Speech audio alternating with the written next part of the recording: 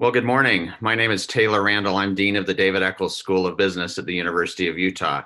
And welcome to this installment of our series, Navigating COVID-19, How to Save Your Business. This is being brought to you by the Mariner S. Eccles Institute of Economics and Quantitative Analysis. And we're glad to be broadcasting this throughout all the state of Utah and beyond, thanks to a generous donation from the George S. and Dolores Dory Eccles Foundation. What you're going to hear today is an intellectual collaboration between Leavitt Partners, our faculty, and the Cynosure Group. And today we're going to be talking about how we adjust to the new normal, what your business will look like as we manage the future in this current disease state. It's now my pleasure to introduce to you Spencer P. Eccles from the Cynosure Group. Spencer. Thanks, Dean Randall. You know, it's been so appropriate that we've launched this executive series through the Mariner S. Eccles Institute for Economic and Quantitative Analysis here at the David Eccles School of Business. It was nearly 100 years ago that Mariner had to navigate and lead through another time of economic peril, first as a business leader and then as the chairman of the Federal Reserve during the Great Depression. As we enter into a new period of this pandemic and gear up for coming out of our self-isolation, we can look to Mariner Eccles. Just as he successfully led his companies and the country out of the Depression, we too can lead our families and communities and our businesses through this health and economic crisis, and importantly, back to strength and prosperity. Together we can and we will make it through this. We felt it imperative to help the business community where we could. So as a family and under our father's leadership and through the George S. and Dolores Dory Eccles Foundation, we have partnered over the past 3 weeks now with Governor Leavitt and Dean Randall. Together, we've drawn on the deep expertise of the Mariner S. Eccles Institute here at the University of Utah and have developed this series of discussions to help leaders of both large and small businesses by delivering actionable tools and frameworks to help you navigate this immediate crisis and now, importantly, plan to get through to the other side. We have been fortunate to have Governor Leavitt lead this effort. As many of you may know, he also served as the Secretary of Health and Human Services under President George W. Bush, where he developed a comprehensive pandemic plan for this country. His experience and leadership, coupled with the Mariner S. Eccles Institute's expertise and our other boots on the ground experts that you'll hear from today, will give you the much needed strategic and practical tools to navigate this challenge and rebuild your business and reactivate our community.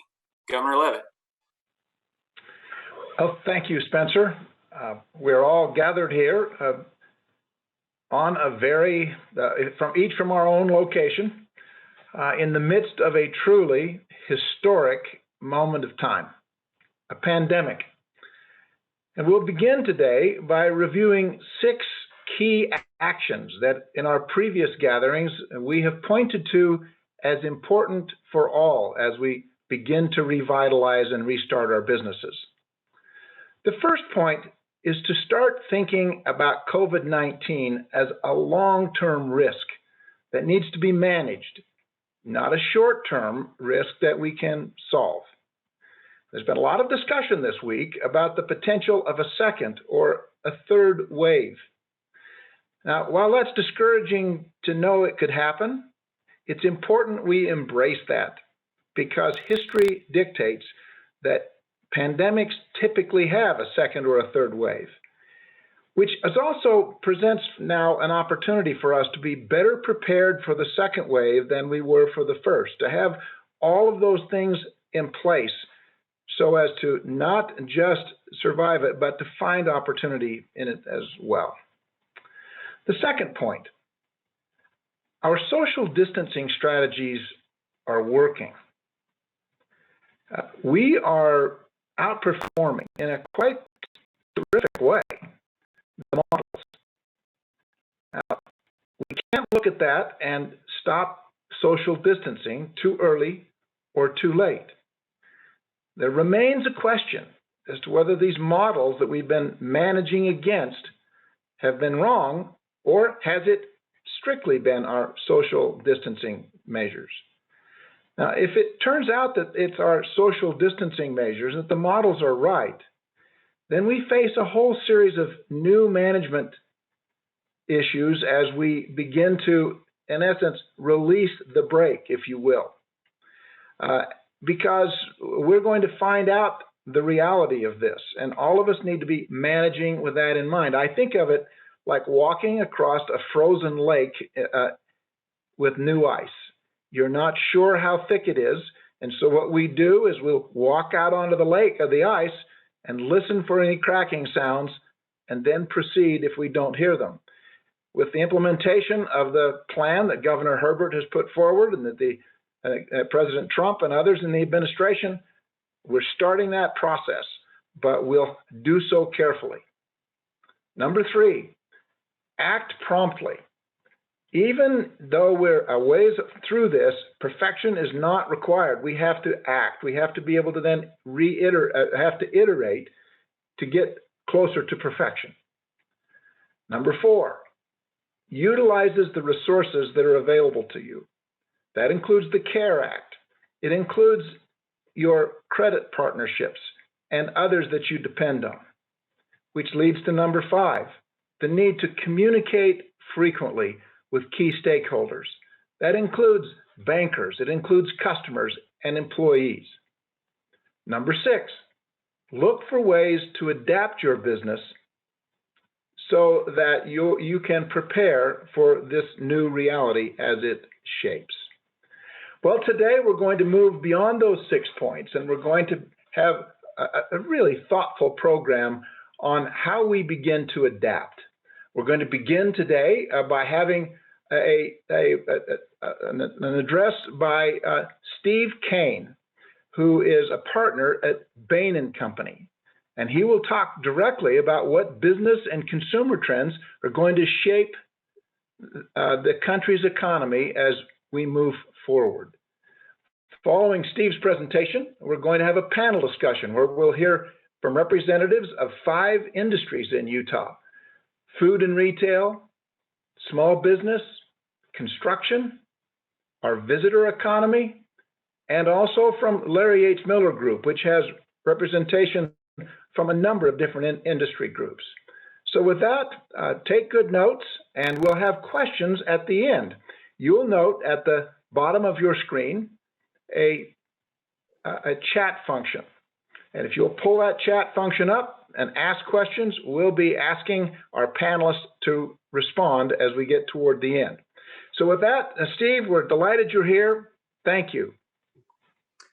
Great. Thanks, Governor Leavitt. I'm happy to join and look forward to the discussion. And I hope that I'm able to provide some perspectives for all of you as business leaders and business owners based on some of the things that I have an opportunity to see as part of a global strategy consultancy. As we work with business leaders and owners from around the globe who are in various phases of this crisis, there's some learnings here that I hope I can share.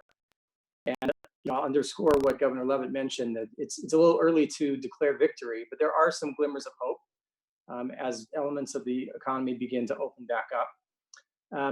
But I just wanted to start by saying, this is not our first rodeo. As Spencer Eccles referenced at the beginning, we've been through these kinds of economic shocks as a country before. We'll get through there. We'll get through this, and hope that some of the things I share will provide some perspective for all of you.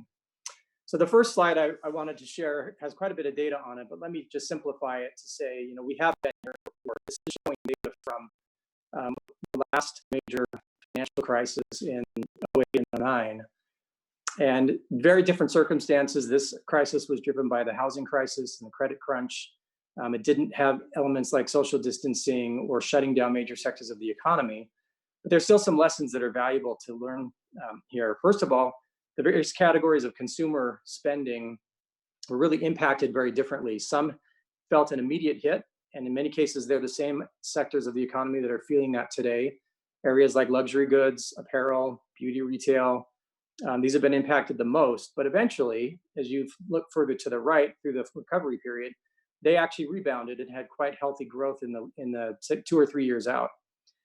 Other businesses like food and beverages, consumer health, fitness were less impacted in the interim and just stayed on sort of a moderate level of growth throughout the time period. So Each sector of the economy, each category of consumer products and retail will experience this differently, and we're already seeing that today. On the next page, I'll talk about these different phases. We had, an emerging situation. We've all been through that, and as we got to more and more insight around what the scope of this experience, and now we're in this rapid escalation phase where the virus has become prevalent. Governments have taken extreme restrictive actions to contain the virus. It's working. We need to keep at it. But retail operations and daily life have been impacted for all of us. We're all working from home, most of us, and the impact on the economy has been seismic. Most of the developing world and parts of the developed world are still in this phase. There are elements, countries in Asia that are beginning to emerge. Some have slipped back because they didn't have as much control over it as they had thought. But we're able to look out into the future a bit by looking at those economies that are further ahead than we are here. On the next page, I mentioned impact on various sectors of the economy, and this is a very simplistic chart, but it shows, the green and the size of these segments reflects the size of that part of the economy. So on the far left, you'll see segments of the economy around grocery, mass, thinking of Target, Walmart, businesses like that, and club, Costco, Sam's Club, that have been real beneficiaries in the short term as we have all rushed to pantry load, rushed to fill our homes, our kitchens, our houses with the essential needs that we have. At the other end of the spectrum, you'll see categories like apparel, department stores, beauty, home furnishings, recreation, entertainment that have really taken the hit as we've all had to pull back as consumers and as communities on those activities. So the impact has not been evenly felt, and it won't be for some time. But this picture makes it quite striking. The next page just hits on a few themes that I wanted to cover. And as we look across, again, the globe and sectors of the economy, what are some of the major themes that we're seeing across all of this? The first is the near-term effect of a temporary pantry loading for essentials. So we've all been a part of this. We've rushed to the stores to fill our homes, fill our kitchens. And the grocery retailers have seen tremendous spikes in their business. That's come in some cases at the expense of the second theme, steep fall off in non-essentials with highly variable recovery paths, which I've covered and talked a little bit about.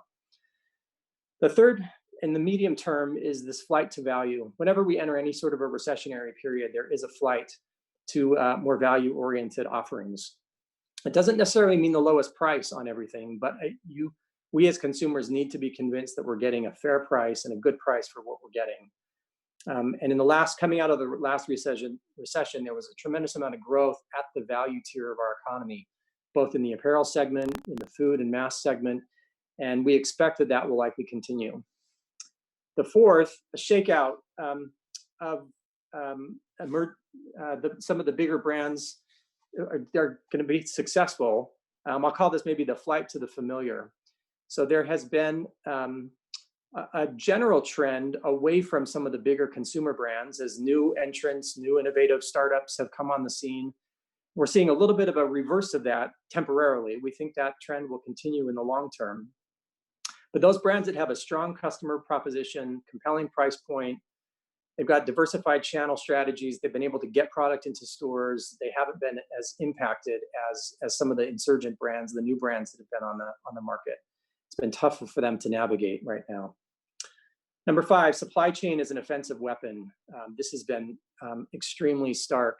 And if there were flaws in your supply chain, this crisis has likely broken the back of your supply chain.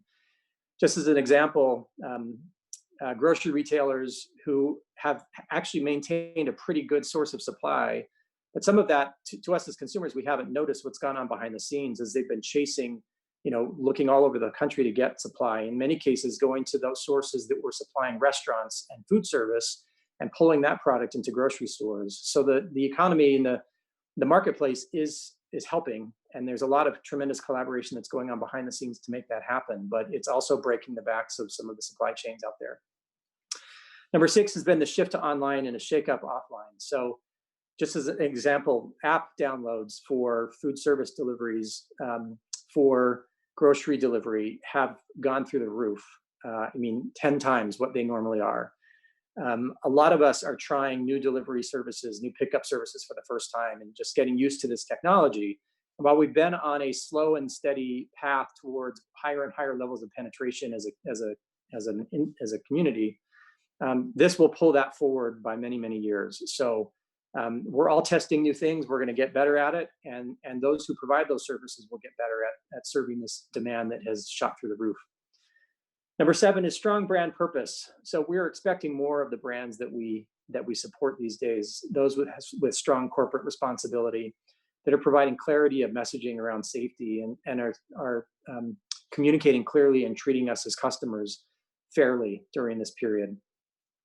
And lastly, new ways of working. And this, as we all, many of us shift to working from home. Over half of those actively working in the economy are working from home right now, which is staggering. But it does create some interesting opportunities. And as we think about how we be productive in a more virtual environment, I think we're all learning some valuable lessons here.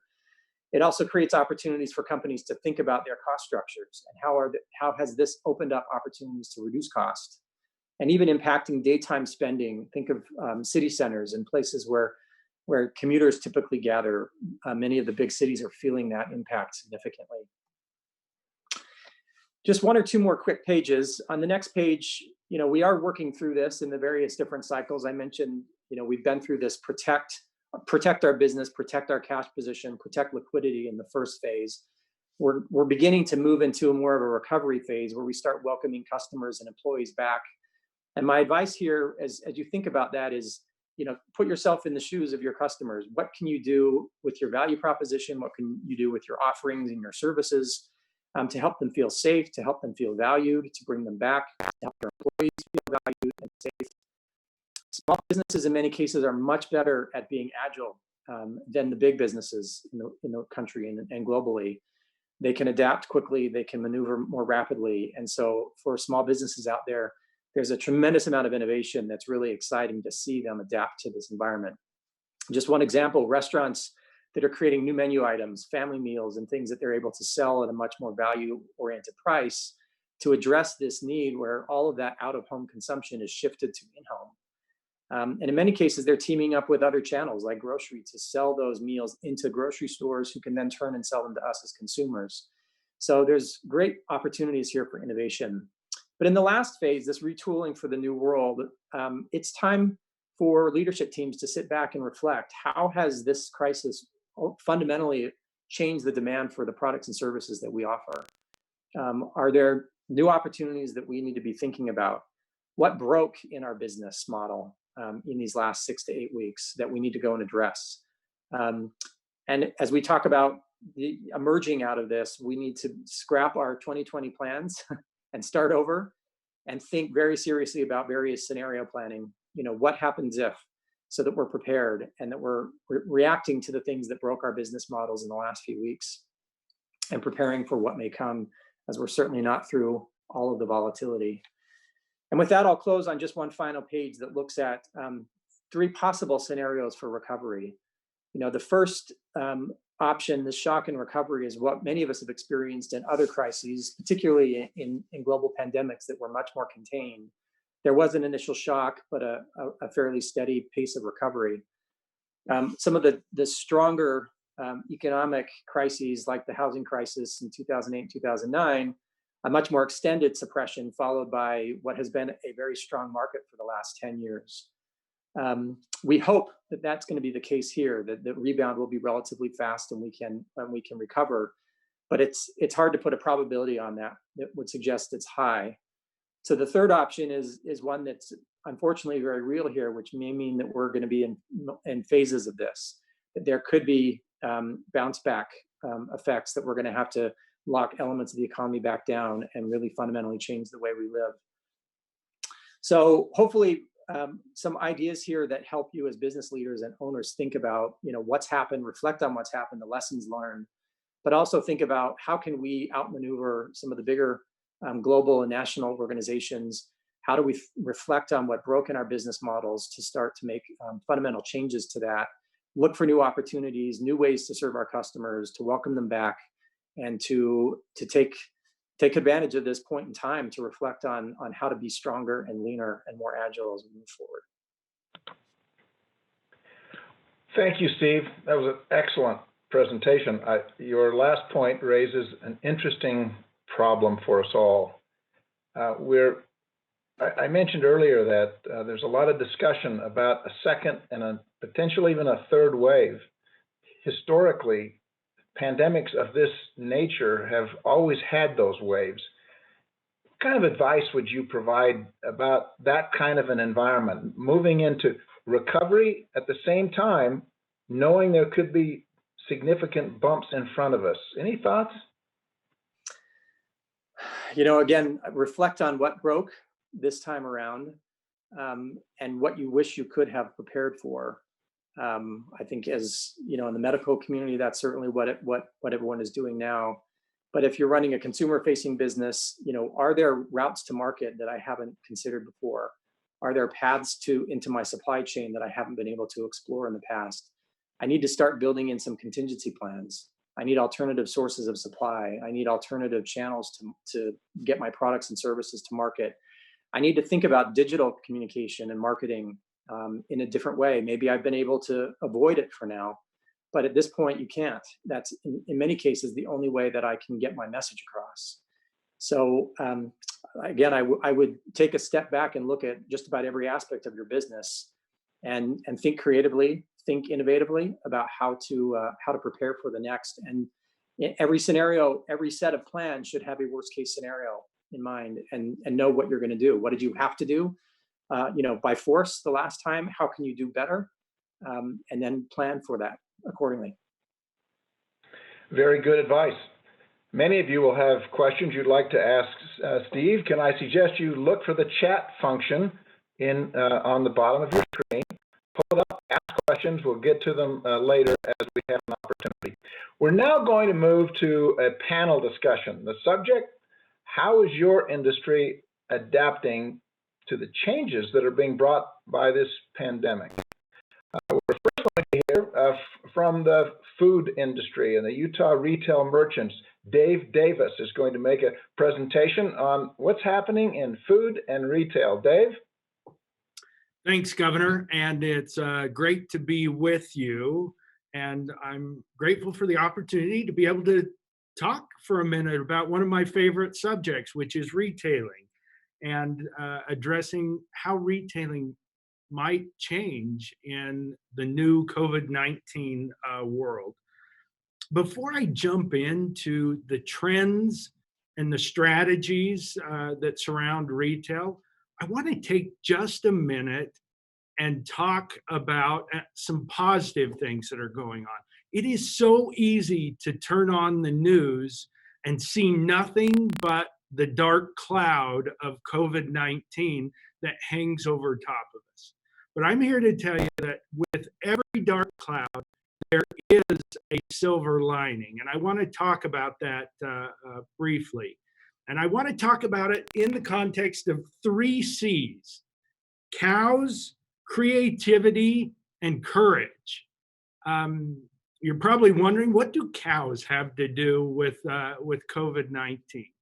Well, each of our businesses, whether you're a retailer or otherwise, is constrained by sacred cows.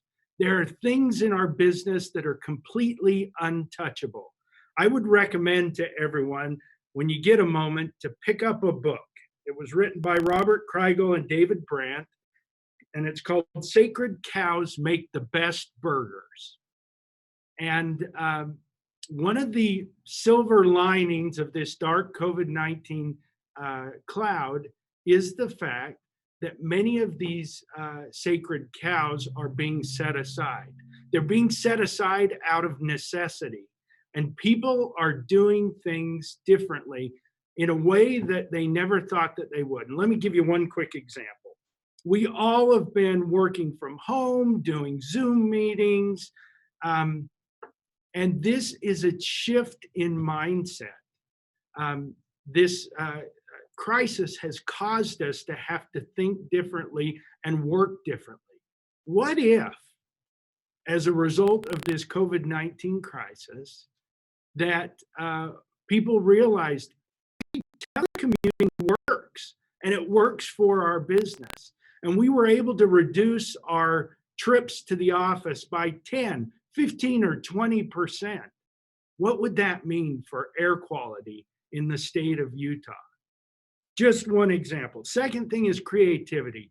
This COVID-19 crisis has unleashed a wave of creativity in business.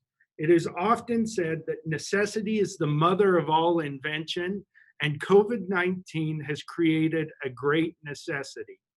Steve mentioned that restaurants are developing new menu items. One of my favorite things that Amanda is going to talk about later, we all miss the movies. We miss going and congregating and being at the movies.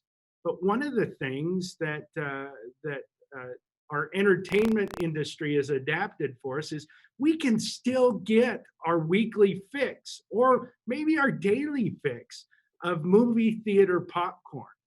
And they have new drive-up service where you can drive through and get a bucket of that wonderful goodness, which is movie theater popcorn. I know Amanda is going to talk about that a little bit later, but what a great creative solution to a difficult situation. And the last thing is courage. I would be remiss if I didn't put a shout out to all of our retail workers out there. These are people that are working on the front lines of retail stores.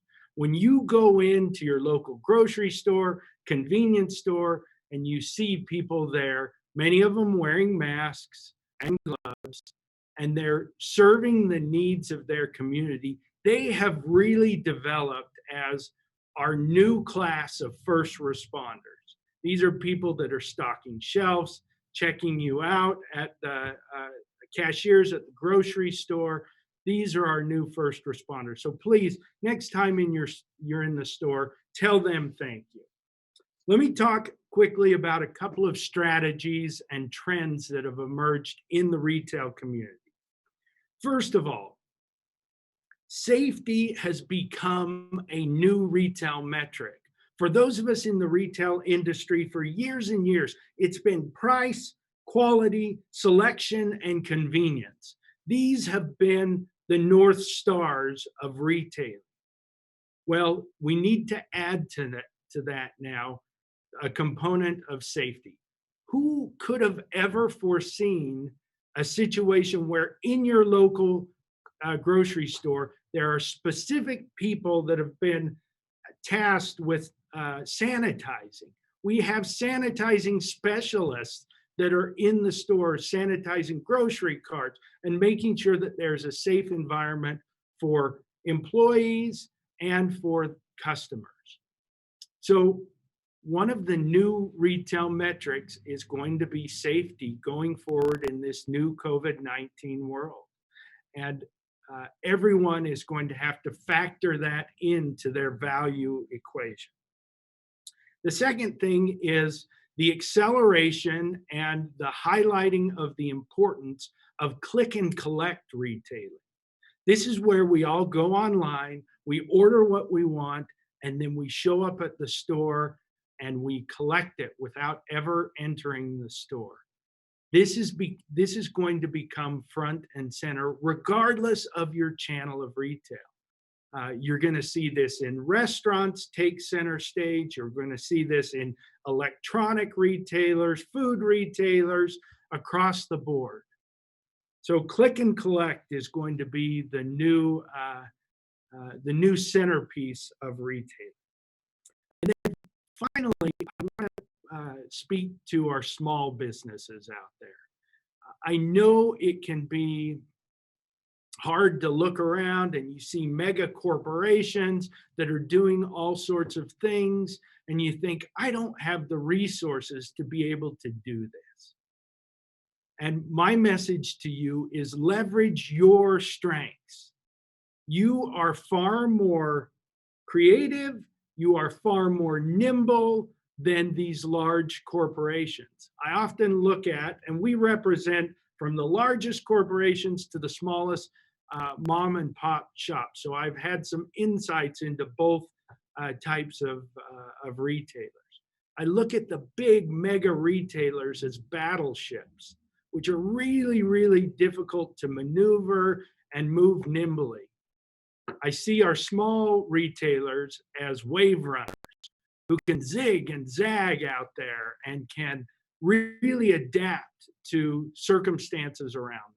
So please leverage your strengths. Realize you are far more nimble and can react and retrench and reiterate in a way that large corporations can't.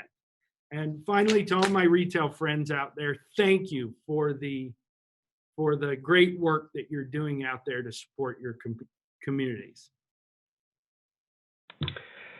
Thank you. I really appreciate, Dave, you doing this. I need you to satisfy my curiosity on something. There are a couple of restaurants that I frequent, and I've been impressed by, they've just become a machine. I mean, they've got a system where you stand in line at 6 feet, they run your credit card, you go stand on an X, they bring your food to you, and there's a lot of people working their way through that. I'm just curious, to what extent have they begun to adapt universally? Are there restaurants that are actually doing better in this environment than they did before? So there are a few restaurants that are doing better, but for the vast majority of restaurants, this has been a real struggle for them. But Governor, you have hit on something that is so important. Business is so adaptable. It can adapt, and Adam Smith taught us about this invisible hand that moves the market. And I can really, from a front row seat with retailers, we have really seen that, where businesses are adapting, whether it's in your local restaurant or your local grocery store. You've seen plexiglass shields come up. You've seen markings on the floor. You see people that are cleaning carts. All of this is an adaptation.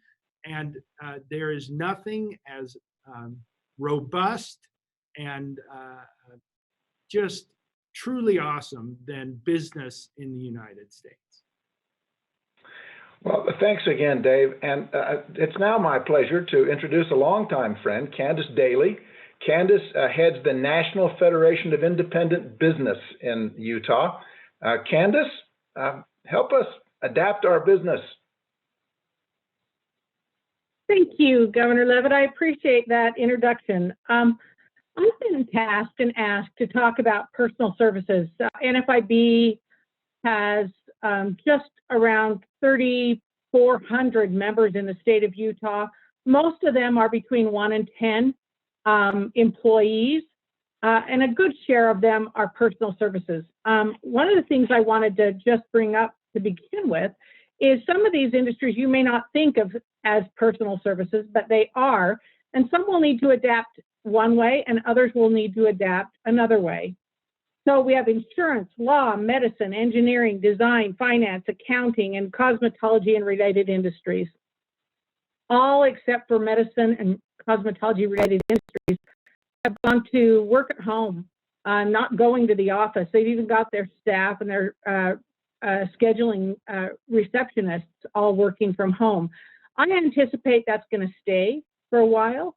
But when you start back, you may want to pay attention to these same parameters of how to open your office safely so that we don't fall into this second and third wave of the COVID-19 coming back, because these safety parameters are put in place for a reason, and they're working. Utah is leading the nation in what we are doing here. So on my slides that I've put together, I'm just going to briefly talk about some of the things that medicine and cosmetology related industries really ought to, because you need to have customers and patients coming to your offices to check on things for them. During this pandemic, I heard of an event where a gentleman had stepped on a piece of metal while he was doing construction, and he thought everything was fine, did not want to go to the hospital because he didn't want to be amongst those that were getting tested for COVID-19. Eventually, one of his family members got very concerned and called one of my podiatrists, and they were able to get him into an office, and he was to the point where he had major infection in that foot. So I think we've had a lot of people avoiding seeing the doctor for things that should be taken care of. And those offices are going to be opened up, and we've obviously been able to see some elective surgeries that can now be taken care of. But these offices are going to have to be thinking about these guidelines that have been put in place. So you're going to want entrance and exit signage, and you are going to want to be able to have something to be able to gauge the temperature of those clients and patients that are coming into your office. You are going to want to make sure that the signage explains to them everything that needs to happen or that they will need to be doing while they are in your facility. Social distancing, they'll need to be 6 feet apart. You'll want to screen all your employees before they even come in. And one of the things that I've seen that some of the offices have started, they've started to do phone call checks before they ever actually have the person who has the appointment come in. So they'll call you on the telephone and they'll say, have you had any symptoms that relate to COVID-19? Are you or have you experienced a temperature in the last few days? Have you traveled outside of the country or outside of this area in the last 14 days? If they can answer no to all of those things, then they're like, okay, you can come to your appointment and be here. If they show up and, or if they say that they've had any of those symptoms, you'll just need to reschedule. And don't reschedule any sooner than 14 days, possibly 3 days beyond the 14 days, just to make sure everything's clear. The guidelines have said they don't want people waiting in a lobby or a lobby area. And so you're going to need to space your appointments out so that the timing is that you have people leaving and other people coming. And it depends on how large your facility is to whether or not you can, but they just don't want waiting in the waiting room. And people and patients and clients, if you have the correct signage, actually, I think will be more comfortable waiting in their cars until it's their turn to come in. This is going to be the new normal. They're strongly encouraging that you pay by credit card, no cash. If cash is transferred, they say the receptionist or whoever takes that cash needs to make sure they sanitize all the surfaces and areas around there and make sure they change their gloves that they were using for that cash transaction. But at this point, I think the new norm is credit cards only. In fact, most people are using the credit cards, having the customer or the patient insert the credit card and take it out themselves without even passing the credit card to another person. You keep it with yourself. If any of your employees or anyone in your facility starts developing or looks like they've developed any symptoms, send them home. That's the first thing you need to do. You don't want them around, and then you need to monitor and watch everyone else as closely as you can. You need signage for your employees in your facility. I know most of you do have an employee facility or an area where they can take breaks, but those signs need to be out there to remind them that if they're experiencing any of these symptoms, they need to stay home, that they need to be quarantined or isolated, and that they need to, for themselves, be reminded that 6 feet apart is the new norm. A lot of businesses and facilities are going to have to restructure the interiors, or well, like for a salon, when you walk in, if those salon booths are closer than 6 feet apart, you may have to start out by just using every other one until we can move to a next phase. All operators or anyone in your office or your facility should wear facial protection and make sure they wash their hands frequently using soap and water.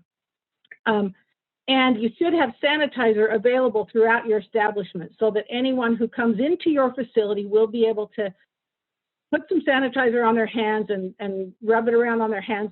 Just to, for most instances, it's not only for health and safety, but for the comfort of that patient or that client that is coming into your office. I know that there are some concerns and circumstances into starting up this new phase.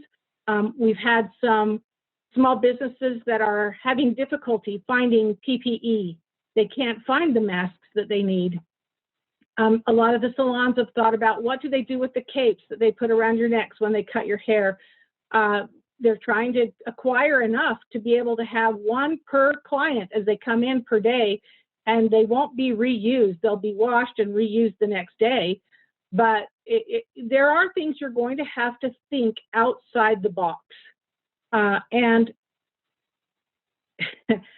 I keep going back to a comment that I heard on this presentation several weeks ago by Senator Romney, when he said, when you're working with a business and you're trying to keep that business going or keep it alive, he said, when you think you've reached the end and you just can't go any further, he said, just try pushing through and keep going, keep thinking outside the box. And I know that most of the small businesses that have been closed and shut, you're going to be able to figure out ways to think outside the box and make sure that if you communicate with your clients or your patients and your customers and you give them that comfort, they will have confidence in you, and what you're doing for your business will become the new normal for you.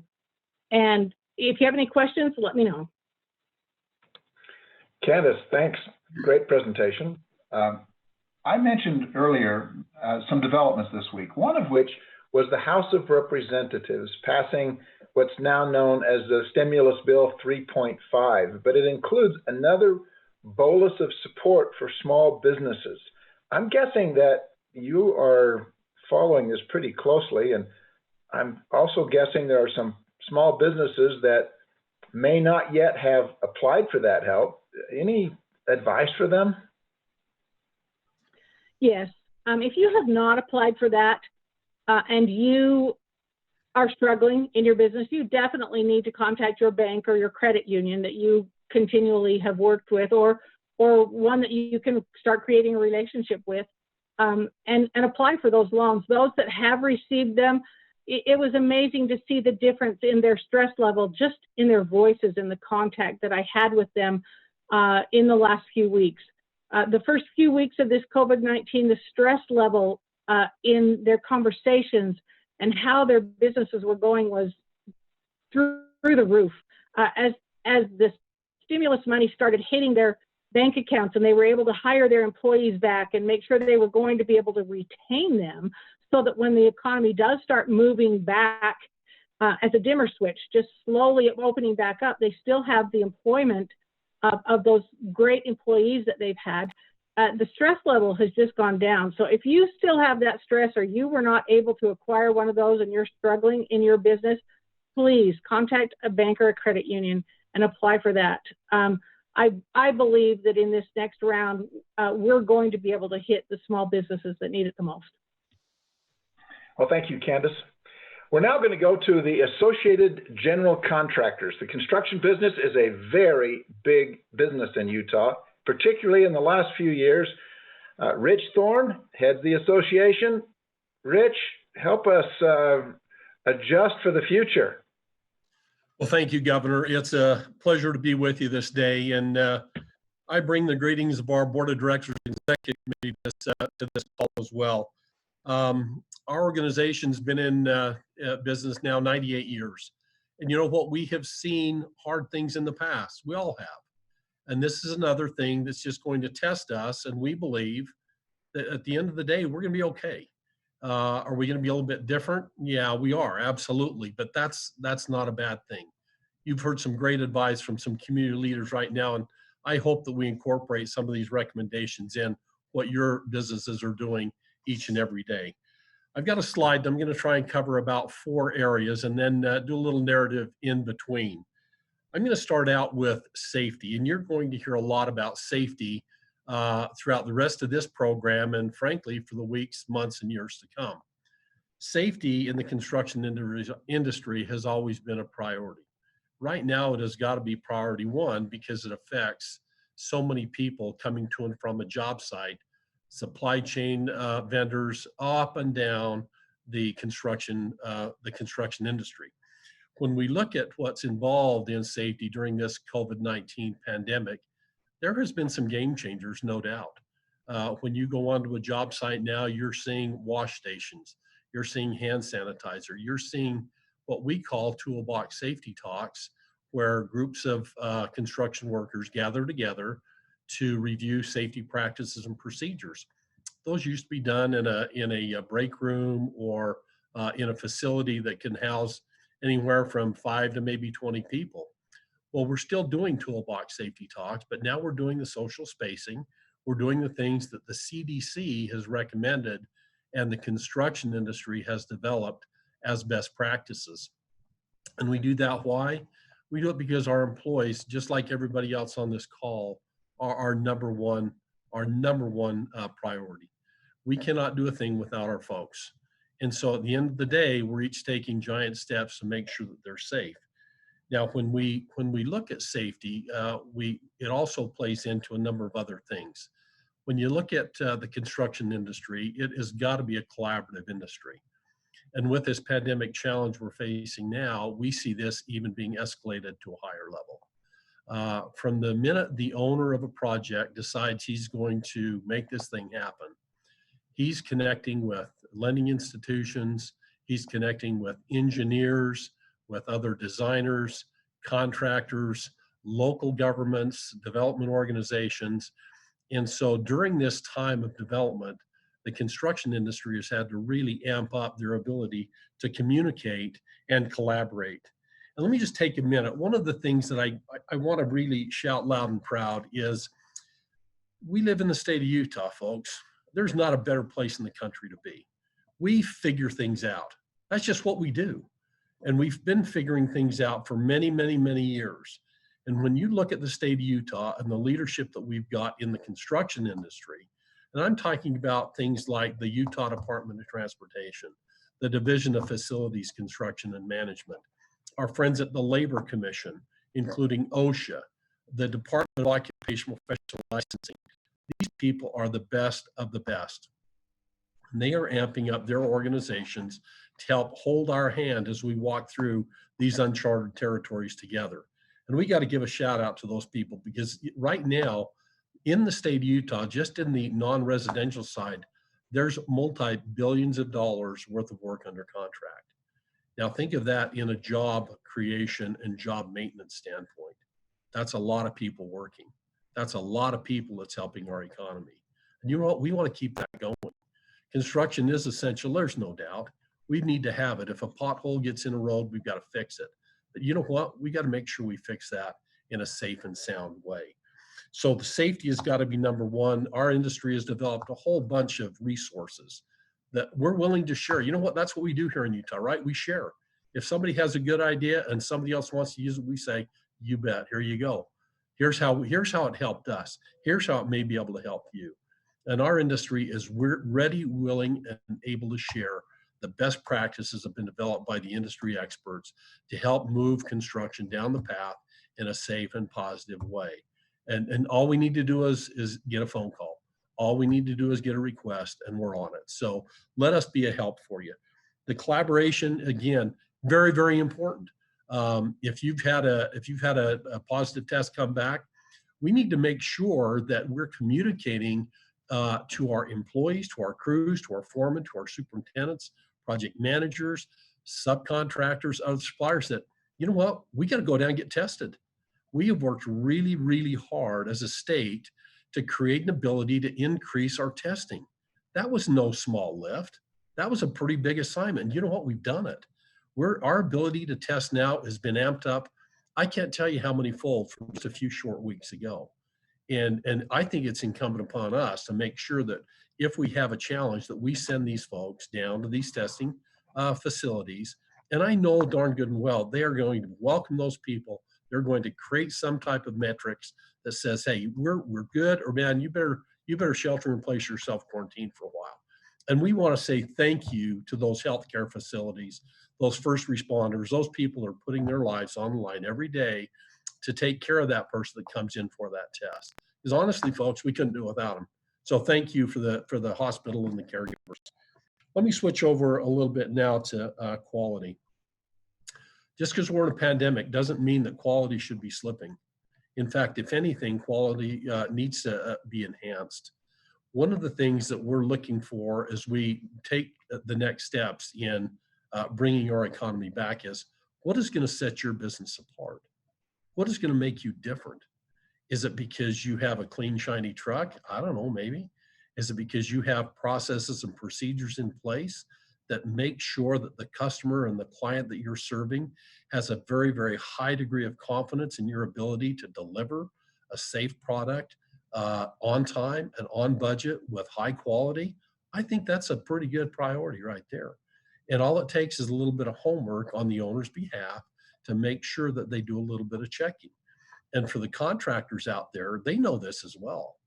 And the contractors are also amping up on every front where they can make sure that when they do their messaging and their business development, that they're touting loud and proud that they have an ability to build safely, COVID-free, and the best of their ability to make sure that they minimize any exposures that may be happening, both on the job site, to the subcontractors, suppliers, the owners, et cetera, et cetera, et cetera.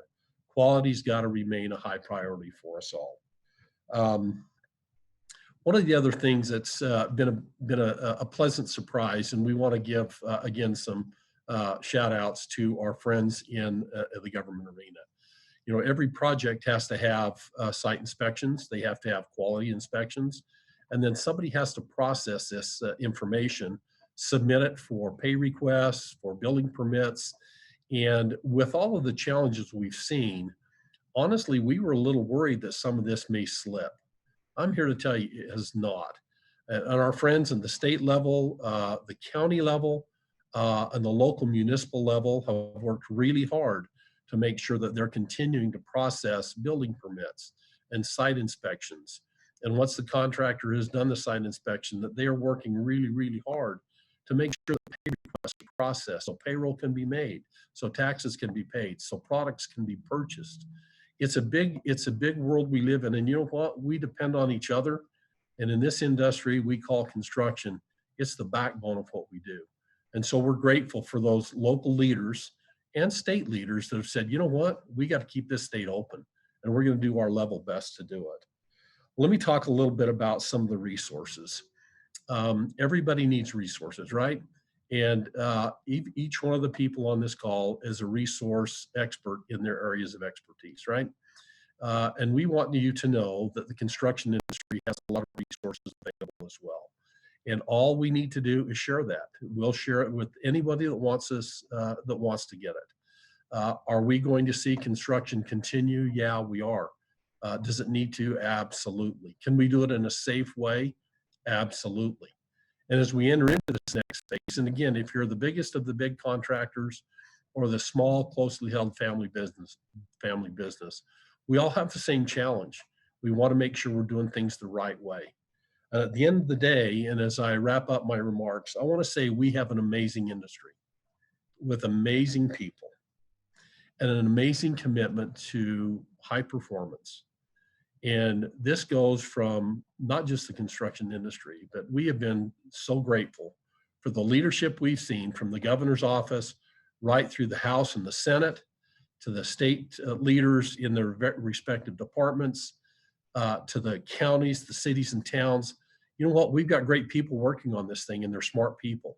All we need to do is pitch in. We got this. We got this. And I'm confident as we move forward that together we'll make it work. At the end of the day, we're going to look back and we're going to be better, and we're going to be positive, because you know what? We went through a pretty dark spot, and we're going to come out okay, if not even better than we were before. So our message, keep building, stay positive. Stay positive. We got this. We can do this, and we're going to do it safely, and we're going to do our level best to flatten that dang curve like we've been doing. It's paying off. There's no doubt. And thanks to the good leadership we've had, thanks to Governor Leavitt and his team for pulling this together, and be safe out there. Thank you, Governor. Thank you, Rich. I'm kind of interested to hear, I like the point you made about the need for this to be a collaboration. And I can see from a job site standpoint, you think about how many people are wandering on and off a job site between just employees of a general contractor, subcontractors, inspectors, and going from place to place. This is a very complicated epidemiology that they're managing. And it's also a risk management management issue for a contractor. As you observe this happening, what are the best practices that contractors or subcontractors with suppliers are using to be able to manage job sites in a way that they don't become a vector for COVID to spread? Great question. So you're going to see that answer being answered differently depending on the kind of project it is. If you're in a confined building, a vertical structure, you're going to see things like even boot washes. You're going to see hand sanitizers at multiple workstations. You're going to see lunch breaks that are not gathering spots. You're going to see people eating on their own. You're going to probably not see people commuting in the same company provided vehicle or van. They're going to show up independently or be in a van big enough that they'll be able to still maintain the social spacing. You're going to see things like job site trailers that have scheduled appointments where you can't have a whole gaggle of people congregate in the job site trailer at any given time. So collaboration scheduling. So think about the deliveries that would need to be made on any construction site. There's a lot of coordination that needs to be done for the delivery and then the unloading and the staging of that material. So all of this has got to be a well orchestrated event, and you're seeing that take place now. I mean, when we're looking at our members and the people in the construction industry that are calling someone saying, hey, our service tech is going to be at your house in about an hour and a half. He'll be masked up. Is anybody going to be home? If they are, can we make sure that they maintain their social distancing? Show us where we've got to go make the repair. But at the end of the day, we know what we're doing. Just point us in the right direction. So it's a collaborative effort, and communication is imperative. And remember, it's not just on the job site. This is coming from the home office. This is coming from the owner. This is coming from the engineer. This is coming from the architect. All members of the design and construction team are involved in that effort. Very, very helpful reminders and some great innovation that is beginning to show up on these job sites. Thank you, Rich. Just a reminder, there'll be some of you who have questions that you'd like to ask Rich or one of the other presenters. Remind you about the chat button at the bottom of the screen. Click on it, ask a question. In just a few minutes, we're going to switch to a question and answer period with members of the panel. Well, we're now going to talk a bit about tourism and about what an important part of our industry base that is. And Caitlin Eskelson is who runs Visit Salt Lake is going to help us adapt our business. Caitlin?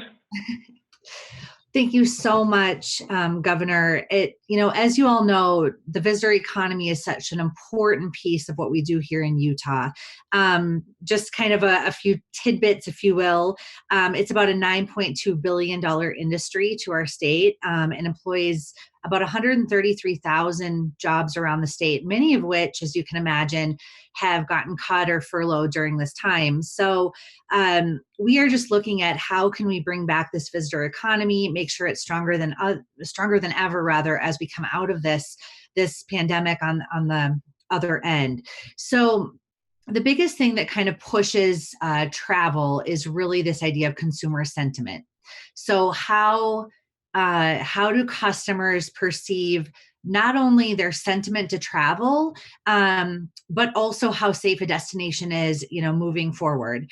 So we have a lot of different indicators that help us understand the propensity to travel to any given destination around our state, etc.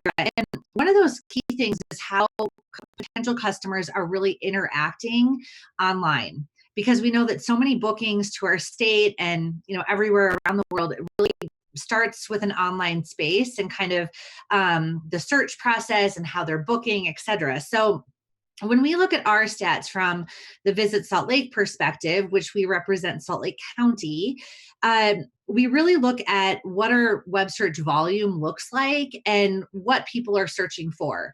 And what we can tell you is that on March 16th of 2020, our volume dropped. It dropped and continued to drop really through the first part of April. Now, what we have seen is starting about April 5th, people are starting to search again. And one of the things that they're searching for is what their road trip is going to look like this summer.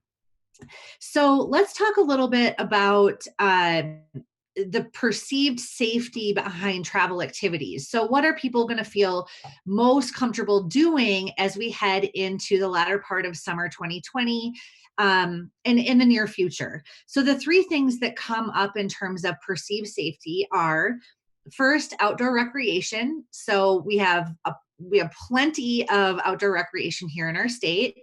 The second one is taking a road trip. So really hopping in the car. Perhaps that is someone that is traveling from southern Utah to northern Utah and vice versa, or even someone that's traveling in state from Idaho or Wyoming or even California. So really that idea behind safety being in the transportation means of a vehicle. And then the third thing in terms of safety is really who they're going to visit. And this summer, it feels like people are going to feel most comfortable visiting friends and relatives. And I think with some being pent up in some of our houses, a lot of us just want to be able to get out and visit our relatives that we haven't been able to connect with for perhaps quite a while. I think there's also the question of when will people travel again? Because it's certainly not today. It might not be tomorrow, but we're kind of hopeful that it is going to be in the next little bit. And what our research tells us is that it's going to start to pick up again, assuming that, we're on this trajectory. It's going to pick up at the latter part of June. And then it's going to continue to pick up through the remainder months of the summer, when that is typically peak travel time, especially for a state as ours that is so outdoor heavy focused. However, there is still about 22% of people out there that really have no current plans to travel in 2020. And that doesn't mean that they're not going to travel. It just means that today they're not thinking about it. So again, we're monitoring this sentiment every single day, and we want to make sure that we really are tracking that in the most meaningful manner, so we can determine when that sentiment is shifting. Also, when we look at different demographics, we can break down our research to millennials and family, corporate, et cetera. And it's really interesting to note that millennials have the highest propensity to want to hop on and do a road trip versus hopping on a flight. So they seem a little bit less apt to want to hop on a flight anytime soon and really hop in their car. So let's just kind of, again, look ahead to what this summer and the upcoming months bring. And I think that, again, it's the road trip traveler. That could be regional, it could be in-state focused, but there's also going to be a very increased need to focus on the safety and sanitation practices that are happening within every part of the visitor economy. And this is where it gets a little bit difficult, if you will, because the visitor economy is so vast. So what you're going to see in a restaurant, for example, is going to be very different than what you're going to see in terms of opening the Salt Palace Convention Center to large conventions and meetings. So we are actually in the process of going through a series of phase-in reactivations that will likely look very different depending on the group size, how close people are interacting with each other. We're looking at things like concerts and live entertainment. And I'm sure that Amanda Covington, who's coming right after me, can kind of speak to some of this. But it really is going to be a tiered approach with the visitor economy, just because it is so vast. And then also, I think that our propensity when we look at visitors travel is how they view us as being a safe destination relative to other destinations. So one piece of information that we're receiving rather is that for all of those tier 1 or very large cities that are experiencing these outbreaks like New York and LA, unfortunately, their travel is going to take a lot more time to rebound.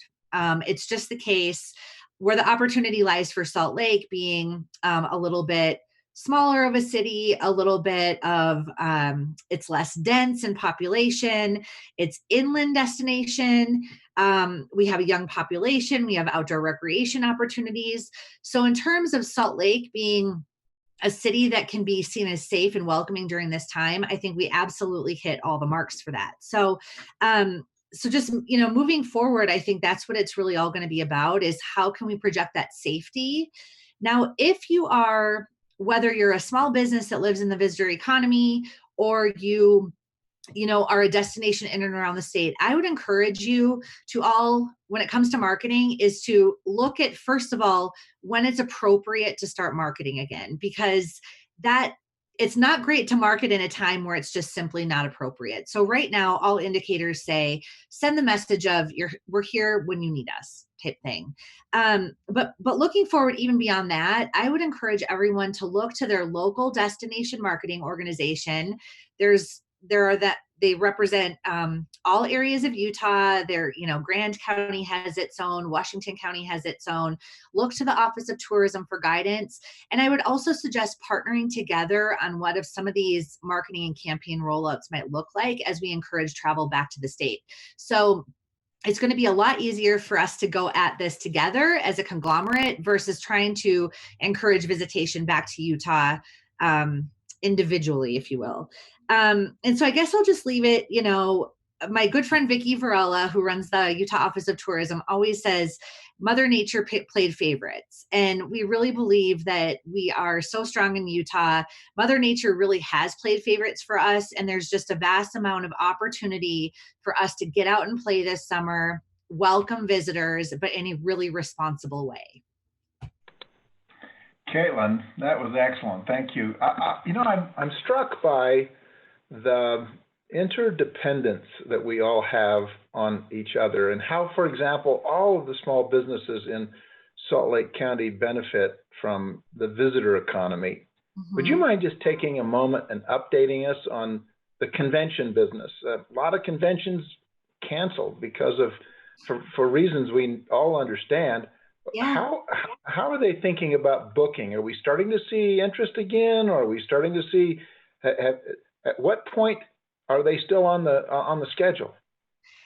That is a wonderful question. No doubt we have lost hundreds of millions of dollars in convention bookings. That's no doubt.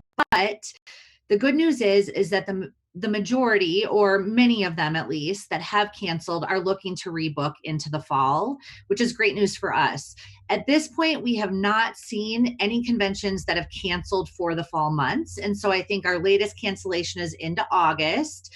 But ironically, through all of this, there has been no indication that 2021 is not going to be a banner year. In fact, my team at Visit Salt Lake booked about 60,000 I want to be sure I get this right. I think it's about 60,000 room nights in March of this year, which was actually ahead of their goal. So when we look forward to the fall and to 2021 and beyond, we're not seeing any negative impact of this virus. Now, of course, that could change, but there is a propensity to want to get back out there and do business as usual. Well, thank you. And next, Amanda Covington is going to be representing the Larry H. Miller Group of Companies, a company that means a lot to a lot of industry segments. And Amanda, we're glad to have you here to help us find a way to recover our business. Help us. Thank you, Governor Leavitt. It's a pleasure to be part of this series today. And I think your question to Caitlin about how interconnected we all are speaks to the live sports and entertainment industry. Many of the people who you've featured on these series and who are on this call today, we are constantly working together in the background to share best practices and leverage our knowledge. I want to start on this first slide about early adaptation. We were very fortunate as the Larry H. Miller Group of Companies with a pretty diverse portfolio that covers automotive dealerships, sports teams, movie theaters, real estate, finance, and insurance, as well as our philanthropy arm, and work really quickly to put together an internal task force to monitor what was happening with COVID as it made its way into the United States, as well as what should we be doing to prepare. We were following World Health Organization, CDC, as well as state guidelines, and we couldn't be more grateful for the proactive nature of our state leaders, as well as those at the Department of Health, who have been quick to respond to our inquiries and to help and guide all of us as we've worked our way through this crisis. As early as March 9th, we were still playing a Jazz game, and we had worked very hard to proactively prepare for that Jazz game to ensure consumer confidence as they entered into the Vivint Smart Home Arena. And so we were working on digital signage and guidelines from health officials in terms of sanitization and cleanliness and personal hygiene to make sure that everyone was operating as safely as possible within that venue. It wasn't very long after, 2 days later, where the NBA became a focal point for COVID-19, and quickly thereafter began to postpone games, and many sports leagues all of a sudden followed. And so it was a very quick turn. As we hear Natalie Gochner talk about ramping back up for the economy, it's a dial, but as we know at the beginning, it was a light switch, and the switch just turned off. And within the next week, we saw movie theaters closing. The day of the earthquake here in Utah, the 5.7 magnitude earthquake, we actually announced the closure of our megaplex theaters throughout the state. I do want to stop and give a shout out there to the Department of Workforce Services, as well as Dave Davis, to partner so quickly with a number of part-time employees who found themselves who maybe weren't working events or movies, and quickly place them with employers who had immediate hiring needs. And I shout out not only the Retailers Association and those businesses, but the way Utah comes together so collaboratively to quickly solve problems and work together. And I think that should provide a thread of optimism for everyone on this call, that we have a great can-do attitude and a partnership where we all come together to solve these problems. On the next slide, we're now in what we call an intermission phase. We're not closed, we're just enjoying the intermission and trying to do better while we're here in this phase. We have, as I'm sure, a number of movie theaters around the state, fans who love coming to movies, and we heard from them very quickly on that they missed their movie theater popcorn. They wanted to have some sort of a connection with the entertainment industry here. And so we were able to digitally create an app where our customers could order popcorn as well as other concessions and snacks, and do a curbside drive up, pick up their order and take it home for their own family movie night. We also deliver those to people who are either high risk or aren't able to leave their homes. We also have been very diligent in social media engagement. There are a lot of consumers out there waiting and wanting to engage with the entertainment and sports industry. And so it's our responsibility as businesses to maintain that connection and communication. And on the responsibility side, we also have platforms as businesses here in Utah, and also at the Larry H. Miller Group of companies, where we can help share good messages that help everybody. So we've used opportunities within the community to deploy our sports players in messages about cleanliness and hygiene, the testutah.com, and bring everybody together to assess, test, and trace. We've also worked with the city on how to make a mask and doing tutorials with Jazz team staff, as well as do service with our youth in terms of training and skill set development while they're home and not at school. They can tune into YouTube and participate. We've been very appreciative of local leaders who also can use our platforms to share those messages. So on April 9th, the Salt Lake Bees season opener was scheduled, and Mayor Mendenhall was scheduled to throw out the first pitch. We converted that and flipped that around to her making a pitch to Salt Lake City residents about stay home, stay safe, and stay 6 feet apart. And so I encourage everybody who's in this intermission period to use your platform and your partnerships to share public service announcements and educate and inform those around us in our communities. While we're also here in this intermission phase, we're working very hard on not only ensuring venues are clean and sanitized, but that processes are in place and that the PPE is procured, and that we know how we will train our employees to ensure customers feel very comfortable coming back into these locations. It's also a great time. Steve Starks, our CEO, has encouraged all of us throughout our organization and on the task forces where he's serving to use this opportunity to innovate, to add technology improvements where possible or update equipment and find different ways, as we've all talked about, to improve that guest experience. The next normal may not be what we were experiencing before COVID-19, and we have an opportunity to find different ways to delight our customers. And this is a great time to take some of that downtime to think about it. Finally, Steve was very innovative in taking what Natalie and Kristen Cox and the state of Utah had put together for the Utah Leads Together plan, and we've layered that on top of our business strategy planning so that within the Larry H. Miller group of companies, we've got an urgent phase and a stabilization phase and a recovery phase. And those risk layers are layered right below that so that we can adapt what the state's doing and put a business plan in place that mirrors that and can adjust as we start to hear directives and guidance from leaders across the state. Going to the next slide, we really hope we go live soon. I know everybody would love to get back to see their favorite blockbuster this summer or watch their favorite sports team in action. And we are working very closely with not only those in our industry and associations, but the decision makers and those who are assessing health and creating those models. It will be a complicated model to decide when to open. And I'd like to share that while we do have local events and entertainment, we also have teams and studios that we're working with to make sure that when you can open the Vivint Smart Home Arena, because all of our protocols are in place and Utah looks really good from a heat map perspective, we may not be able to start a game because the NBA isn't ready to start, or other teams may not be able to travel, or we may not be able to go into other markets. And so that's why I feel like we have an opportunity here to innovate while we're preparing for that longer lead time when we're interconnected with so many other decision makers. We've worked critically hard to make sure that we have opportunities to sell tickets digitally. It really helps with trace. So if we had an outbreak again and we found that somebody in a certain area of a venue was sick, being able to know where tickets were purchased and how is really important to us. And so that has been woven into the guidelines in the entertainment industry for the state of Utah. It's also better to not have as much interaction with an in-person box office or exchanging of cash.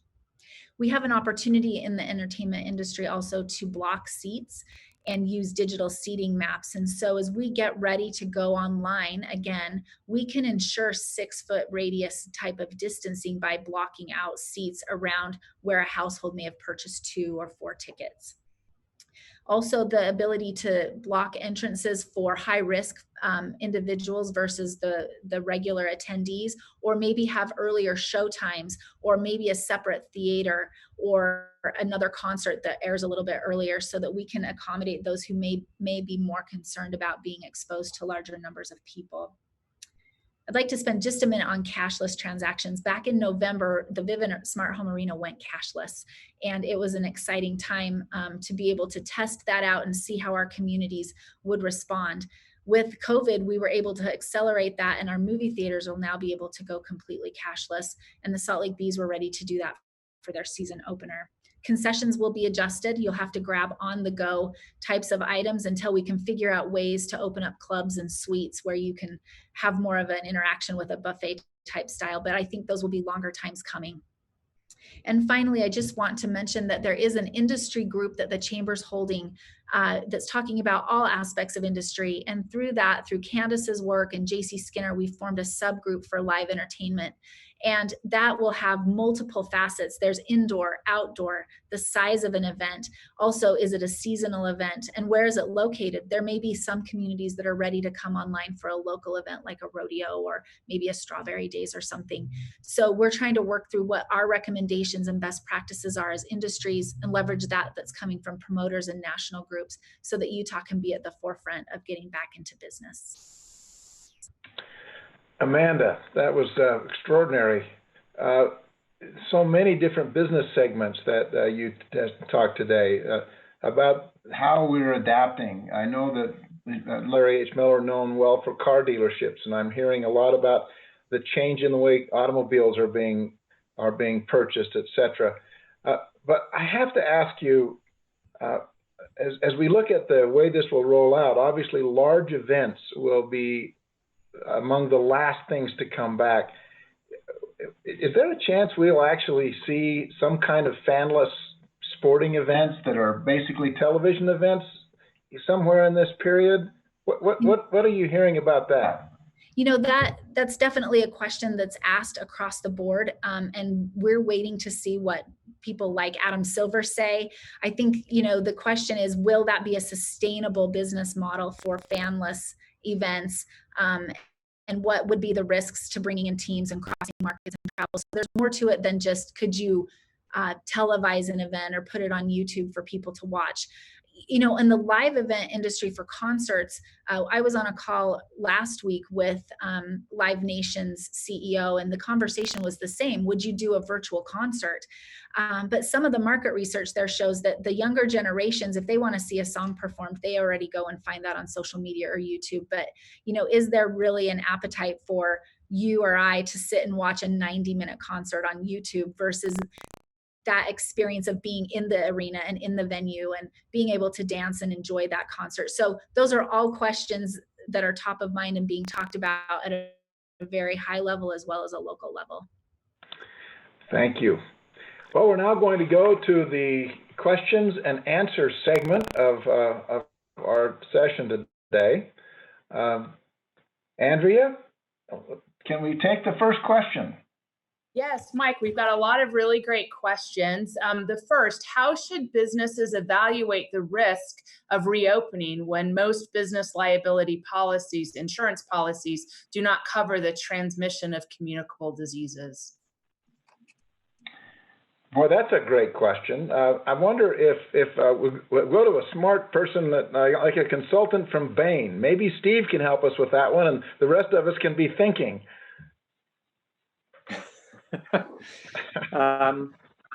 You know, I mentioned in my comments before the need to scenario plan, and every sector of the economy is going to be impacted differently. And you know, risk mitigation is a big deal. I work with a lot of grocery retailers, and they're confronting issues. They have tremendous exposure in terms of customers and employees, and are working closely with those to help them manage that risk, to ensure that policies are in accordance with the proper standards, that they're treating employees fairly, the employees are getting the proper communication. You know, you can assemble sort of a complete risk assessment and work through that carefully, but it can't be something taken casually.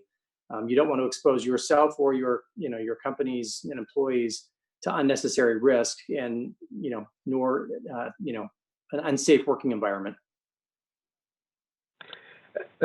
Let me just say, in a former life, I spent a fair amount of time thinking about risk, and I learned that there are really three things you can do about risk. One is you can transfer it to others, and that's not just through insurance. You can actually do it by contract. And so in some cases, you may want to look at supply agreements and so forth, and first of all, be sure that others aren't transferring risk to you.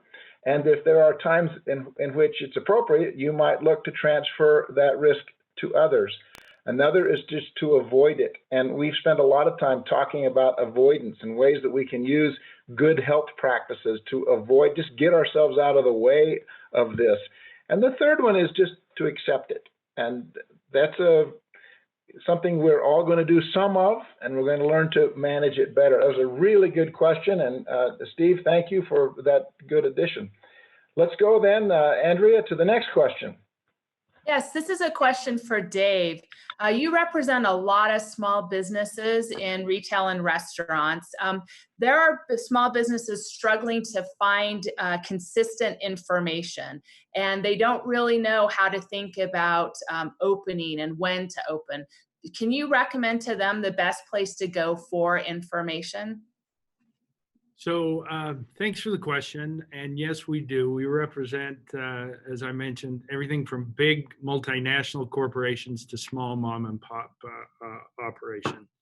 One of the things that I might recommend to small businesses is look at the Utah Leads Together plan that the governor rolled out. It has a direction to a number of resources that are out there and available. And then the other thing is look to your trade associations as well. These trade associations are staying close to what's going on back in Washington, D.C., as well as here locally with governments. So reach out to them and lean on them, and I think that you'll find a wealth of information. As far as when it's right to open up, I think that there are two principles here. One is data. Make sure that you're making decisions based on good data. And then the second piece, which is very, very clear in the retail setting, but I think it can apply to all businesses, is listen to your consumers. Consumers will dictate when they feel safe returning and under what circumstances. That old adage about the consumer is never wrong is never more true as it relates to their own personal safety and the safety of team members. Thank you, Dave. Let's go to the next question, Andrea. Yes, Amanda, you talked about the transition to cashless payments, and there's a question about where the fear of cash is coming from. There's been reports that the virus remains on plastic longer than it remains on paper. So any background on why people are so focused on cashless? I can't speak to the actual science of paper or plastic. We're following those recommendations from our experts within the health community. But I can speak to the business reason for going cashless much earlier, which now we look back on and think that was a really good decision when we did it. And the point was we can actually expedite consumers through lines much more quickly by going cashless. And so the ability to either order on an app or use a card facilitates them getting back to the show, whether it be the concert or the game, much more quickly. And we worked very hard to have opportunities to convert cash to card within the Leavitt arena. I think now with the guidelines of the health departments that we'll just stick with the card for now, but that was the rationale for it. I must say that my public health voice comes out at a moment like this, and it's just a good way to remind us that we're constantly becoming in touch or touching things that could in fact carry something that could make us sick, whether it's COVID or something else. And that old-fashioned advice of washing our hands frequently is a very important one, whether it's money or something else. Let's go to the next question. Thank you, Candice. There's a lot of businesses that you represent that are very difficult to transition virtually. And so there's a lot of questions about how things like spa services or businesses that rely on human touch, how should they be thinking about how they can survive and how they can engage with their customers? You gave a lot of good suggestions, but there's, more specifically to facials, massages, those types of things. Any recommendations there? Yes, we've had some huge conversations around which services will be able to open up and continue. They will be able to provide. Certain services may be a little bit later coming online, but they're putting in place all kinds of sanitation measures to make sure that they can do some of these. Facials, as long as the client is not showing any temperatures or having any symptoms, as long as the professional has a mask on and wears protective equipment, PPE, they're thinking they could probably do those beard trimmings. Some of those things get very close to someone's face and other areas that they need to do. They just need to make sure that they're using, if they're doing a beard trimming, they could use gloves while they're doing that beard trimming. They're finding it difficult to figure out a way to possibly wear gloves when cutting certain haircuts because it would pull the person's hair as you use the gloves, or you could cut the glove with the scissors. So there are some parameters that they're working through, but as long as you use that protective, that PPE equipment, you get the masks and gloves. Some of these spa treatments will be able to be used, but you will just have to sanitize in between every single client. all of the furniture and every piece of equipment that is used in any of those places. Most of the professionals that work in this industry are taught that in school. One of the stories I told earlier was a student that was having a difficult time passing her exam. They finally figured out that it was, she kept touching her face and her ears and her hands and her own hair. And in this particular industry, that's not allowed.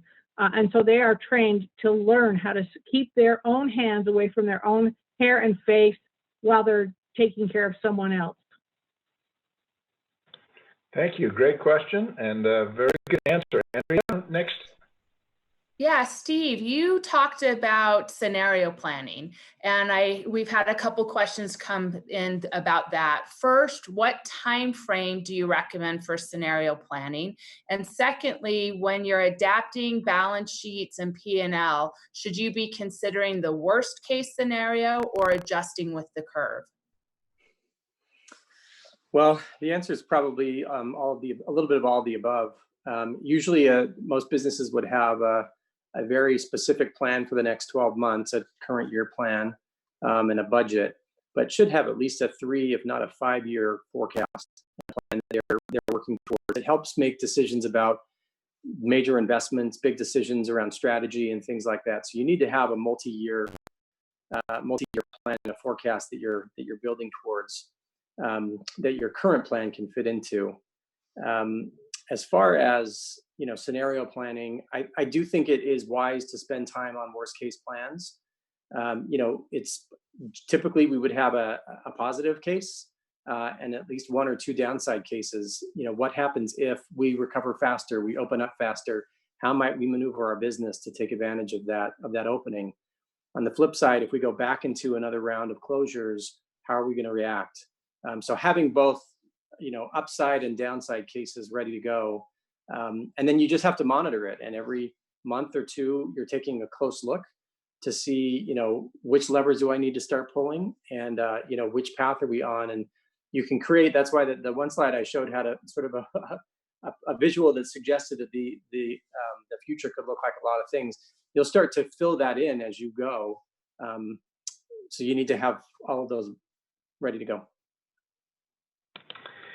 This actually goes back, Steve, to one of the key action items that we've referenced earlier in this program and along the way, and that's the need to act promptly, but it doesn't require perfection. You've just got to reiterate, you've got to be able to iterate constantly toward the right solution.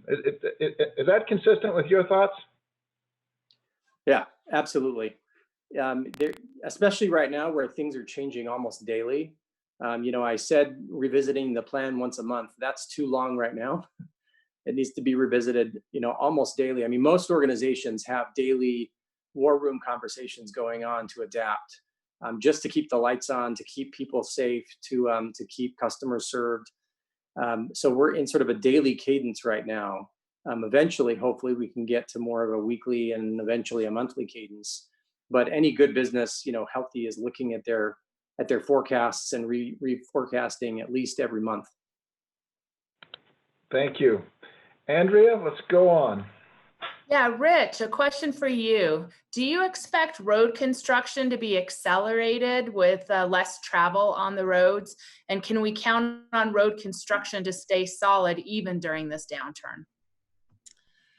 Thanks for the question. I think the answer is yes. We anticipate road construction staying solid. Road construction obviously is outside, whether you're building grade, pavement, or structure. So social distancing is a little bit of an easier task.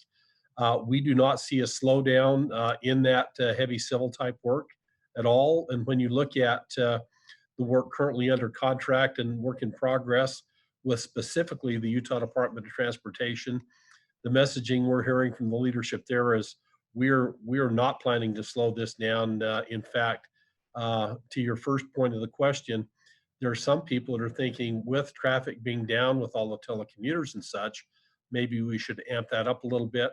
You know what? Our industry stands ready to perform whichever direction the state leaders take. Again, we have an enormous amount of faith in the UDOT leadership and Carlos Braceras, the executive director, and his team. If they feel like they're ready to roll forward with expedited schedules and more work, we're ready to do it, and we'll follow their lead. They're good at what they do.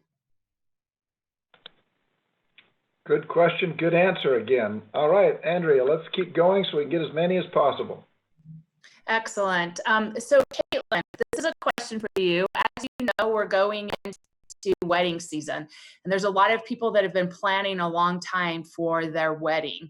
Any idea whether it's a summer wedding, a fall wedding, any kind of direction that you can give people on the size of the guest list, whether they should postpone, whether they should think about venues changing? Just any direction would help a lot of people. Thanks. Gosh, really good question. We've seen a lot of kind of social distancing weddings that have been happening with, less than 10 people at this point.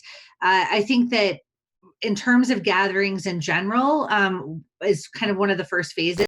We've kind of looked at what would 50 people or less look like. I know that there's been talk about, spacing the seating accordingly, making sure that, if there were any kind of line entering the venue, that those were spaced accordingly as well.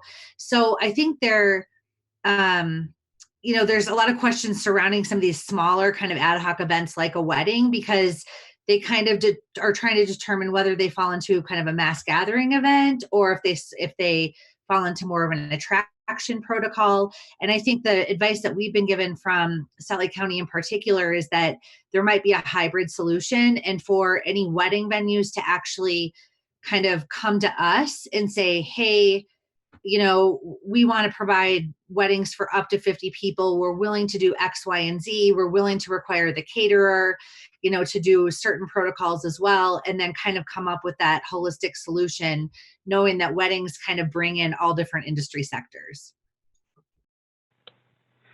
Thank you. I think, Andrea, we ought to make this our last question, so make it a good one. All right. Well, this question's for you and anyone else who wants to join in. As we begin the reactivation of the economy, what should businesses be looking for that would signal if we're turning the dial too quickly or if we're turning it too slowly? Well, thank you. I used a metaphor at the earliest stage of our discussion today of crossing a frozen lake when the ice is fresh, and you just don't know exactly how thick it is and how secure it is. And so what we do, obviously, is we walk a few steps out, and then we stop and assess things and listen for cracks. And if we don't, we move forward. Well, there's actually a quite formal process that the state has undertaken for that, listening for the cracks. Governor Herbert has announced that we'll begin going into the first stage of restoring the economy. And there'll be certain things that happen, that's going from red, if you will, to orange. And then there's a series of things that the state will be monitoring, such as testing. How is the testing going? Are we seeing an increase in the number of cases? Another thing will be what's going on with our hospitals. Are we seeing the hospitals begin to fill up with patients that are COVID positive? If that's the case, we ought not to be surprised that we have to spend a little time and move back toward the shore, if you will, in that metaphor I used of the frozen lake. But it's important, because in crossing a lake, if you get too far out and the ice breaks, you're in bigger trouble than you were before. And that's exactly the way it is with a pandemic. We could be in bigger trouble than we've been in if we get out of ways and we rush back in a way that causes the pandemic to flare and the COVID virus to have a party. That's not good. So we're managing, we're moving forward with the expectation and optimism that we can learn to manage this. So with that, Andrea, I'm going to call our session to a close, and I'm going to say thank you to everyone. I'm going to call on Dean Taylor Randall to formally close the session and talk about some things we're going to be talking about in future weeks. Governor Leavitt, thanks a lot for your great guidance today. And panelists, thanks for being with us. Also to our audience, we appreciate you joining us every Tuesday and Friday. Next Tuesday, we're going to bring our first series to a close, and we'll be talking specifically about the nonprofit and cultural sector here in the state. Many of you may or may not know, but it provides a lot of services and certainly a lot of enjoyment to our lives. And we're going to talk about how they're dealing with this crisis. Then next Friday, we will be launching a new series.